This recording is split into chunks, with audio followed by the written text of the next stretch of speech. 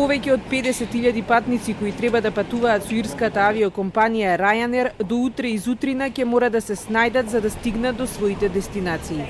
400 летови од овој авиопревозник се откажани бидејќи пилотите и персоналот од Германија, Шведска, Ирска, Белгија и Холандија се одлучија на штрајк незадоволни од платите. Главното барање на вработените е договорите за работа да се водат по законите во земјата каде се базирани, а не според ирската легислатива. The strike that's going on here in Belgium is the conclusion of 6 months of discussions between Ryanair and the union representatives that has led to nowhere concretely. The main request from the beginning was to apply the national labour laws, the local laws, in order to start balanced negotiations between the employees, between the pilots and the employer. And the point is, so far, Ryanair keeps applying the Irish labour laws to its 4,000 pilots and 10,000 cabin crews.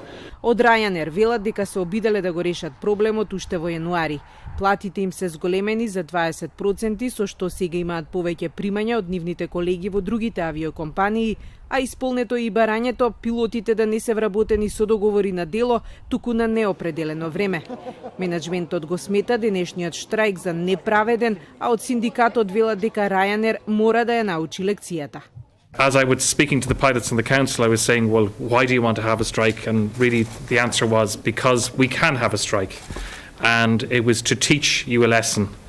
And when I was pointing out to them that the only people it was teaching a lesson to was our customers, they said, well, that's just the way it is.